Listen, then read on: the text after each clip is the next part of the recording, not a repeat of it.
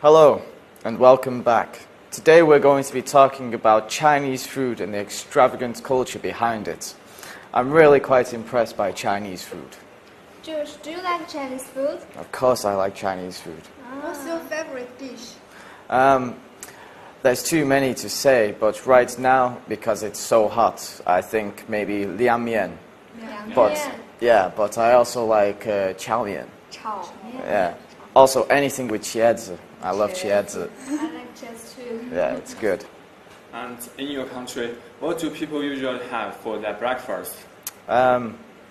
It depends really. If you have time, you can make something very nice for yourself. I think on Sundays, most people do not work, which is basically we just fry everything.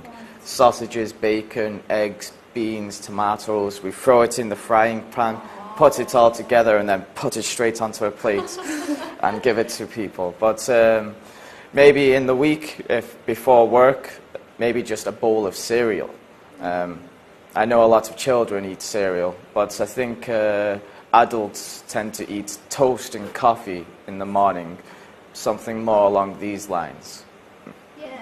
In Wuhan, people like to eat hot dry noodles. Do you like it? Rugamian. Yeah. I like rugamian. And I love hot dry noodle very much. Yeah. But many people told me when they first came to Wuhan, they didn't like it at all. But gradually they accept it and even fall in love with it.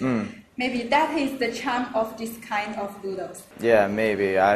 When I first tried it, when I was introduced to it, I didn't quite like it. But I think after spending some time here, I've become accustomed to this taste, and I quite enjoy it now.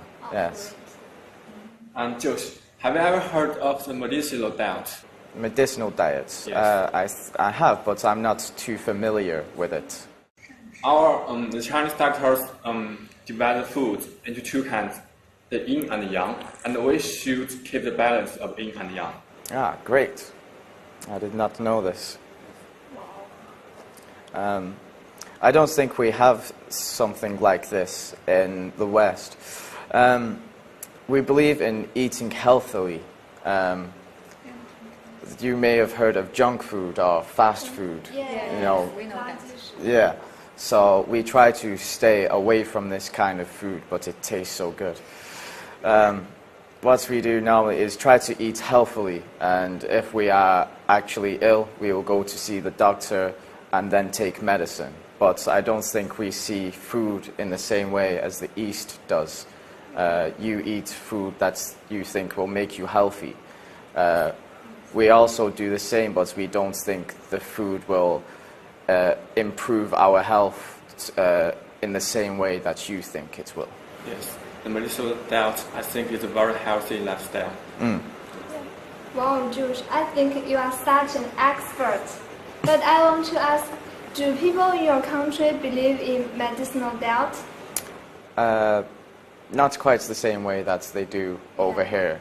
Like, again, we try to eat healthily, but I don't think we think the food has the same medicinal qualities that you think certain foods do. Obviously, we get some extracts from some plants or something like this to make medicine, but I think if we think we are ill, we take medicine, not eat a certain type of food. Oh, I get it. How do people cook dishes in your country? Well, that depends. It depends what you want. As you know, there's many different styles of food in England. We have a great culture of immigrants, so we have many, many different types of food. We have Indian food, Chinese food, Thai food, Italian food, French food. The list goes on. So it depends what you want, but I think for most traditional English meals, you either make a broth, which is a stew. You just slow cook a soup for a long time, or you can roast a meal, which is where you base everything in oil and put it in the oven for a long time. We just fry our food. So I think these are the most English ways of cooking food, but we take a lot from a lot of other countries too. Josh, can you cook? I can a little, yes, but not great. I would not invite you to come to eat my food. But I quite like making Indian curries and stir fries. I've learned how to use quite a few more spices whilst I've been over in China. So I think my stir fries are getting better now. But maybe I can make you a Sunday roast one day. As I know, it is very difficult to cook a dish with beautiful color, aromatic smell, and tempting taste, and 火候 plays a very important role in cooking. What's 火候? 火候 Cooking time and temperature is what we call 火候. Controlling heat is very important. As we know, whether one can be a good chef depends on whether he can control 火候. Right. So,